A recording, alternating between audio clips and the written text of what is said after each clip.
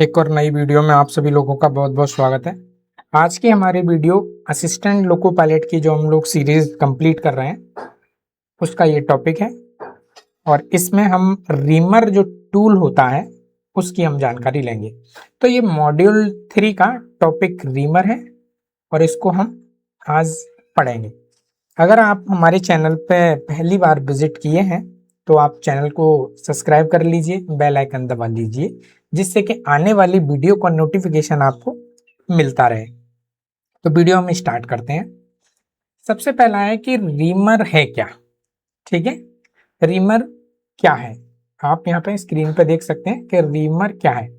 तो आप इस तरह का जो टूल्स देखते हैं ये रीमर कहलाया जाता है।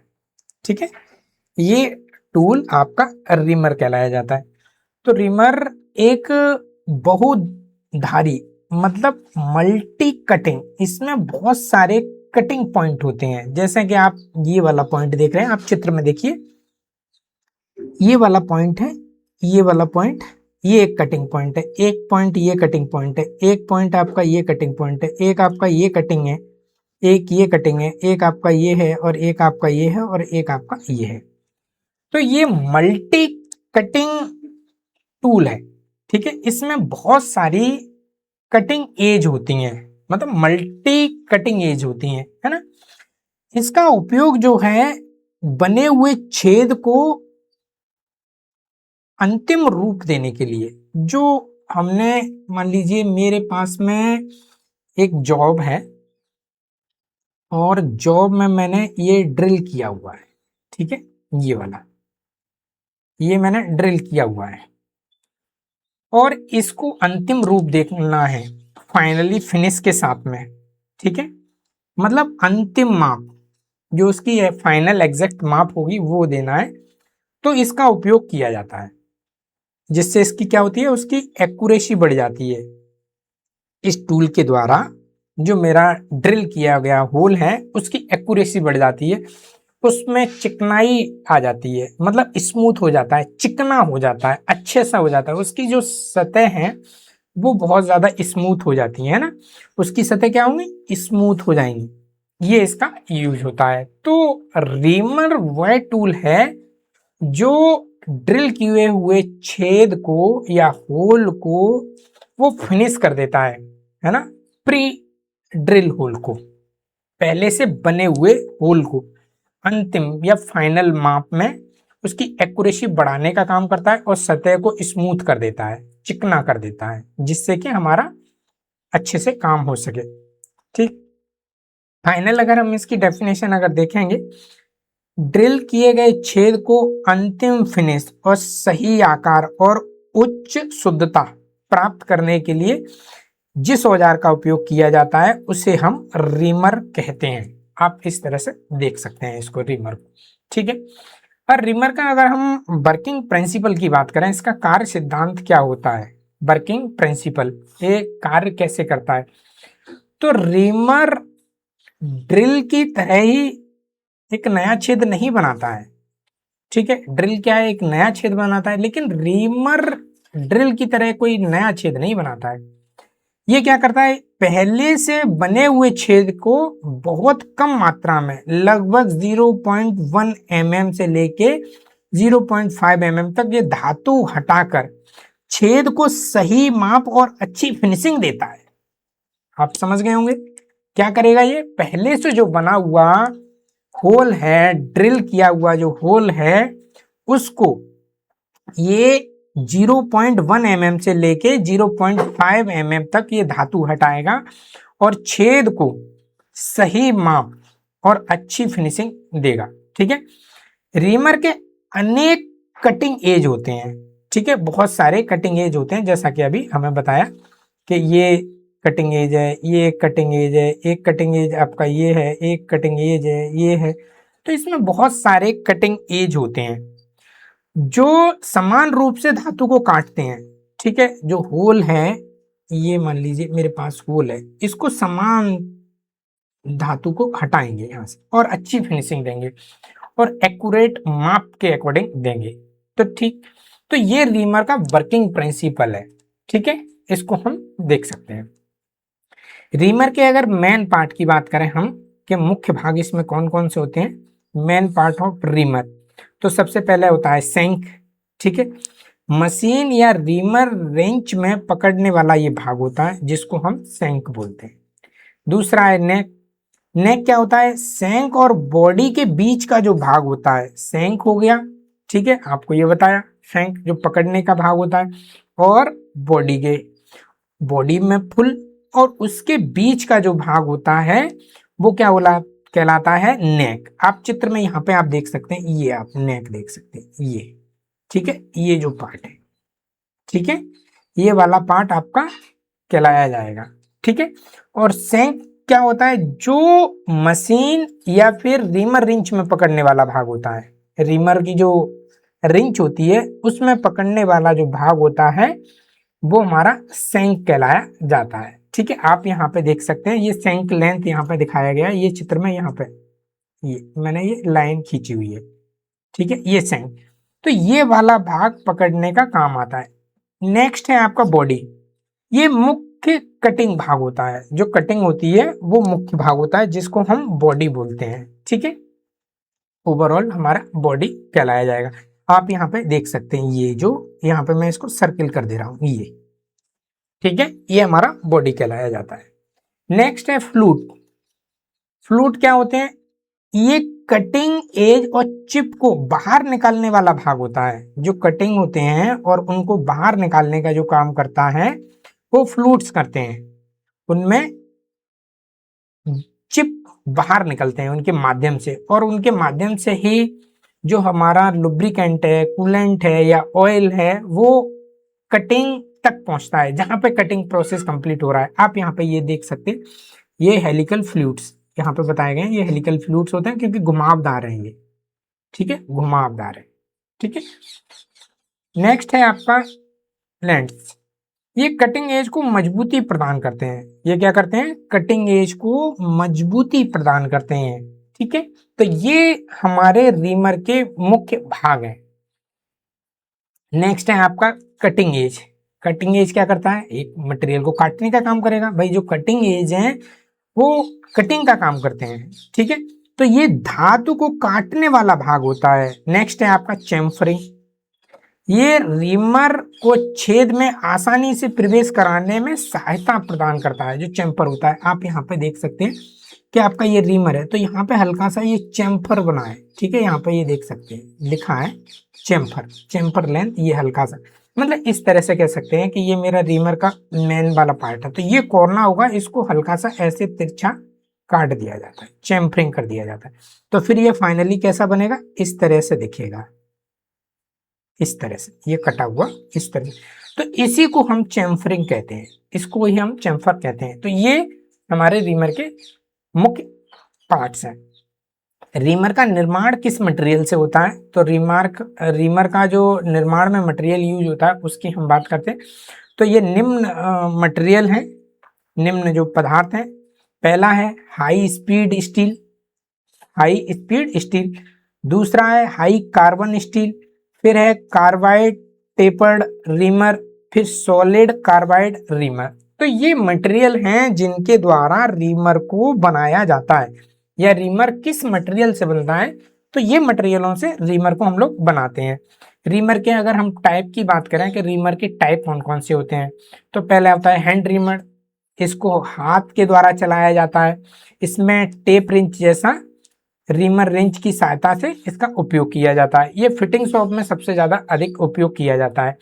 दूसरा होता है मशीन रीमर, जैसे लेथ मशीन हो गया, ड्रिल मशीन हो गया, मिलिंग मशीन हो गया, आदि पे ये उपयोग किए जाते हैं, जिनको हम मशीन रीमर के नाम से जानते हैं। नेक्स्ट, अधिक सटीकता, और ये प्रोडक्शन कार्यों में यूज होते हैं जहाँ पे सटीकता अधिक हमको लानी है, एक्यूरेसी अधिक लानी है, क्वालिटी हमें कंट्रोल करना है और मास प्रोडक्शन करना है। मास प्रोडक्शन अगर हमें करना है, उत्पादन करना है, तो वहां पे हम लोग इनका उपयोग करते हैं, मशीन रीमर का। नेक्स्ट है आपका स्टेट फ्लूइड्स रीमर। ठीक है, ये सीधे इसमें फ्लूट्स होते हैं, जो सर्पिलाकार जो इस तरह के रीमर में जो बने हुए होते हैं, इस तरह के, इसमें एकदम स्ट्रेट बने होते हैं, इस तरह से स्ट्रेट बने होते हैं। ठीक है, ये सामान्य कार्यों के लिए यूज होते हैं। नेक्स्ट है आपका स्पाइरल फ्लूट्स रीमर। स्पाइरल में क्या होगा, ये घुमावदार होंगे, जो रीमर में ये फ्लूट्स बने होंगे वो घुमावदार बने होंगे, ठीक है, ये घुमावदार बने होंगे। तो ये इसमें सर्पिल फ्लूट्स होते हैं, चिप निकालने में ये बेहतर होते हैं और ब्लाइंड होल के लिए ये बहुत ज्यादा उपयुक्त होते हैं, बहुत ही ज्यादा यूजफुल होते हैं, ठीक है। नेक्स्ट है आपका एडजस्टेबल रीमर। एडजस्टेबल रीमर की एक बहुत ही अच्छी और खास विशेषता होती है, इसमें जो व्यास होता है वो हल्का सा समायोजन किया जा सकता है, मतलब एडजस्ट किया जा सकता है, कम अधिक किया जा सकता है व्यास को। ये रीमर का ये डाया है, व्यास है, तो ये व्यास को हल्का सा कम या अधिक किया जा सकता है, ठीक है। ये विभिन्न आकार के छेदों के लिए बहुत उपयोगी होते हैं, ठीक है। नेक्स्ट है आपका सेल रीमर। ये बड़े व्यास वाले छेदों की मशीनिंग के लिए उपयोग किए जाते हैं, ठीक है। नेक्स्ट है आपका टेपर रीमर। टेपर रीमर में क्या एक अच्छी विशेषता होती है, ये टेपर छेद बनाने या फिर फिनिशिंग करने के लिए उपयोग किए जाते हैं, ठीक है। जो टेपर होल होते हैं, छेद होते हैं, उनको बनाने में या उनकी फिनिशिंग करने में ये बहुत अच्छा उपयोग किए जाते हैं, इनको हम टेपर रीमर बोलते हैं। रीमर का अगर हम उपयोग की बात करें, एप्लीकेशन कहाँ कहाँ किया जाता है, तो ड्रिल किए गए छेद की फिनिशिंग करने में यूज होता है, वेयरिंग की जो सीट अगर हमको तैयार करनी है वहां पे यूज होता है, बुश की अगर फिटिंग करनी है वहां यूज होता है, डबल पिन का होल बनाने में इनका यूज होता है, जिग और फिक्चर का निर्माण अगर किया जाता है तो वहां पे रीमर यूज होता है, ऑटोमोबाइल का जहां पे प्रोडक्शन होता है ना, वहां पे यूज किया जाता है, सीएनसी मशीन शॉप में भी इनका यूज होता है, एरोस्पेस और प्रिसीजन इंजीनियरिंग, बहुत ज्यादा एक्यूरेसी के साथ में काम किया जाता है, मतलब प्रिसीजन की ज्यादा जरूरत होती है, वहां पे हम लोग रीमर का यूज करते हैं। तो ये रीमर के यूज है। नेक्स्ट है रीमर का उपयोग करने का सही क्या प्रोसेस है, प्रक्रिया है, रीमर उपयोग करने की सही एकदम प्रक्रिया क्या है। पहले आप ड्रिल से होल बना लें, सबसे पहले तो क्या करेंगे, आप ड्रिल से होल बना लेंगे और ड्रिल जो साइज है वो रीमर साइज से थोड़ा छोटा रखें, ठीक है। रीमर जो आपको साइज का यूज करना है उससे ड्रिल साइज थोड़ा सा छोटा रखें और कटिंग ऑयल लगाएं, ठीक है। रीमर को सीधा रखें, एकदम सीधा, ठीक है। समान गति से इसको घुमाना है, कम अधिक नहीं करना है गति, जिससे कि रीमर टूटने का संभावना बढ़ जाती है, इसीलिए समान गति रखनी है। रीमर को बीच में उल्टी दिशा में न घुमाएं, ठीक है, ये आपको ध्यान रखना है। पूरा कार्य करने के बाद रीमर को बाहर निकाल लें, जब आपका पूरा कार्य खत्म हो जाए तो रीमर को आप क्या करेंगे, बाहर निकाल लेंगे। ये है रीमर के अगर हम लाभ की बात करेंगे कि इसके एडवांटेज क्या है, तो रीमर अत्यधिक सटीकता का छेद हमें प्रदान करता है, मतलब अत्यधिक सटीकता का छेद हमें प्रदान करता है, ये हमें एक लाभ है, रीमर से एडवांटेज है, लाभ है। इसमें बेहतर सरफेस फिनिशिंग हमको मिलती है, बहुत ही ज्यादा फिनिशिंग अच्छी मिलती है, गुड क्वालिटी की। इसमें गोलाई में सुधार होता है, मतलब राउंडनेस, ठीक है, उसमें इसका सुधार होता है और इसमें सही डायमीटर हमें प्राप्त होता है, एकदम एग्जैक्ट जितना हमें चाहिए डायमीटर। मान लीजिए आपको 8 mm का डायमीटर चाहिए तो हमें एग्जैक्ट 8 mm का ही मिलेगा, कम या अधिक नहीं मिलेगा, मतलब अप डायरेक्शन में भी नहीं मिलेगा और डाउन डायरेक्शन में, एकदम एग्जैक्ट 8 mm का हमको मिलेगा। बेरिंग हो गया या बुश फिटिंग के लिए बहुत ये उपयुक्त माना जाता है, रीमर का लाभ हम अच्छा सा कर सकते हैं यहाँ पे, ठीक। नेक्स्ट है महत्वपूर्ण पॉइंट, रीमर एक मल्टी एज फिनिश टूल है, ठीक है, ये पूछा जाता है जरूर एग्जाम में, इससे क्वेश्चन पूछे जाते हैं। रीमर एक नया होल नहीं बना सकता है, ये बहुत ज्यादा इंपॉर्टेंट पॉइंट है, आप इसको नोट कर लीजिए, ठीक है। रीमर हमेशा ड्रिलिंग के बाद की जाती है, रीमिंग हमेशा क्या होगी, पहले ड्रिलिंग होगी उसके बाद रीमिंग होगी, तो रीमिंग बाद में की जाएगी, ड्रिलिंग आपकी पहले की जाएगी, ठीक है। HSS high speed steel reamer सबसे अधिक उपयोग किया जाता है, ठीक है। मशीन रीमर या फिर हैंड रीमर की तुलना में अधिक सटीकता प्राप्त होती है, किसके, मशीन रीमर से, ठीक है, आप इसको याद रखेंगे, मशीन रीमर से हमको सटीकता अधिक प्राप्त होती है। रीमर के दौरान कटिंग ऑयल का उपयोग आवश्यक है, ठीक है, ये आप जरूर ध्यान रखेंगे। जब आप रीमिंग प्रोसेस कंप्लीट करेंगे तो सबसे पहले उसमें कटिंग ऑयल का उपयोग जरूर करेंगे। क्लियर। अब हम आगे इससे रिलेटिव एमसीक्यू क्वेश्चन सॉल्व करने का देखते हैं। तो पहला क्वेश्चन है आपका, रीमर का मुख्य कार्य क्या होता है? नया छेद बनाना, या छेद की फिनिश और सही माप देना, या थ्रेड बनाना, या फिर धातु काटना। आप लोगों से सभी से मेरा एक निवेदन है कि आप लोग कमेंट्स में जरूर टाइप कीजिए, जिससे क्या है आपका कॉन्फिडेंस आएगा। और ये प्रोसेस बिल्कुल निशुल्क है, तो आप इसका लाभ उठाइए। हेजिटेशन आपको किस बात की? भाई कोई किसी को नहीं जानता है, आप क्यों हेजिटेशन कर रहे हैं कि कोई देखेगा, मेरा गलत आंसर होगा, ये होगा? इस तरह का बिल्कुल ना कीजिए, आप इसका लाभ उठाइए। कोई नहीं आपको देख रहा है, कोई आपको जज नहीं कर रहा है कि आप बीटेक हैं, डिप्लोमा है, या फिर आईटीआई है। कौन जज कर रहा है आपको? कौन जानता है? ठीक है, तो कमेंट्स में जरूर जवाब दीजिए, आपका कॉन्फिडेंस लेवल बढ़ेगा। जितना आप ज्यादा इसको करेंगे उतना ज्यादा आपका कॉन्फिडेंस आएगा, उतना ही ज्यादा कॉन्फिडेंस आएगा। नहीं तो आप 10-12 दिन इसको करके देखिए, आपको नहीं आए तो मुझे जरूर कमेंट्स में जवाब देना कि नहीं आया। ठीक है, तो रीमर का मुख्य उद्देश्य क्या है? छेद की फिनिश और सही माप देना। ठीक है, छेद की फिनिशिंग और सही माप देना, यह हमारा राइट आंसर होगा बी।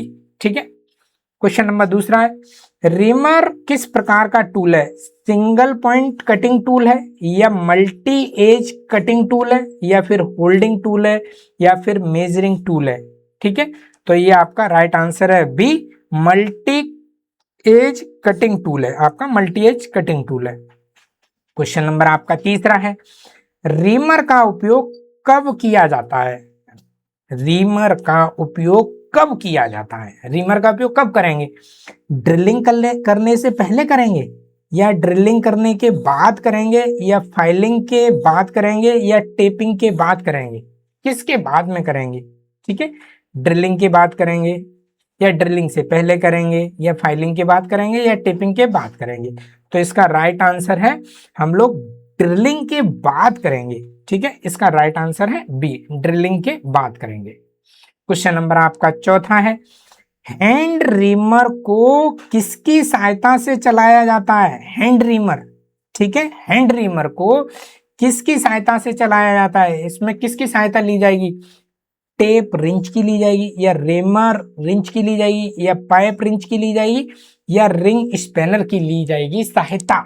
उसको चलाने के लिए, उसको चलाने के लिए किसकी सहायता ली जाएगी? देखिए आप लोग कमेंट्स में जरूर जवाब दें। अगर वीडियो आपको पसंद आती है तो लाइक भी जरूर करें। ठीक है, आप लोग लाइक नहीं करते हैं, लाइक करें। तो यहाँ पे आपका राइट आंसर क्या होगा? क्या होगा? रीमर रिंच के द्वारा की जाएगी। ठीक है, तो राइट आंसर आपका क्या हुआ? बी।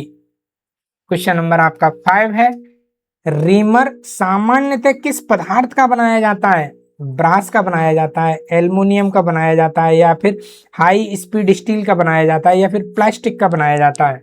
ठीक है, राइट आंसर आप बताएं क्या होगा इसका? तो इसका राइट आंसर होगा सी, हाई स्पीड स्टील का बनाया जाता है। क्वेश्चन नंबर आपका 6वां है, रीमर सामान्यतः कितनी धातु हटाता है? रीमर सामान्यतः कितनी धातु हटाता है? 1 mm से लेके 3 mm तक, या 1 mm से 2 mm तक, या 0.1 से 0.5 mm तक, या फिर 5 mm से 6 mm तक? कितनी धातु हटाता है? एक बार में रीमर को अगर घुमाया जाए तो वो कितनी धातु हटाएगा, ये पूछा जा रहा है कि रीमर कितनी धातु हटाता है। ठीक है, तो इसका राइट आंसर होगा सी। ठीक है, 0.1 mm से 0.5 mm तक ये धातु हटाएगा। क्वेश्चन नंबर आपका 7 है, कौन सा रीमर मशीन पर उपयोग किया जाता है? ठीक है, ये रीमर आपको दिए गए हैं, इसमें से पूछा गया है कि कौन सा रीमर मशीनों पे यूज होता है। ठीक है, तो पहला है आपका हैंड रीमर, या मशीन रीमर, या एडजस्टेबल रीमर, या फिर टेपर रीमर? कौन सा रीमर आपका मशीन पे यूज किया जाता है? मशीन पे। तो इसका आपका राइट आंसर क्या होगा? आप लोग कमेंट्स में जरूर जवाब दें। देखिए कॉन्फिडेंस बढ़ेगा। ठीक है, कॉन्फिडेंस आपको बढ़ाना है, फाइनली आपको एग्जाम में, गवर्नमेंट एग्जाम में आपको देने हैं, तो आप यहाँ पे हेजिटेशन क्यों कर रहे हो? आप कमेंट्स में जवाब दीजिए। मैं तो बार बार यही बात बोलता हूँ कि आप अपना कॉन्फिडेंस लेवल बढ़ाइए, बोलिए, लिखिए, टाइप कीजिए, जिससे कि आपका कॉन्फिडेंस लेवल बढ़े। क्लियर? तो यहाँ पे आपका आंसर होगा बी, मशीन रीमर। ठीक है, तो यहाँ पे मशीन रीमर आपका आंसर होगा। क्वेश्चन नंबर आपका 8 है, स्टेट फ्लूइड्स रीमर का उपयोग मुख्यतः किसके लिए किया जाता है?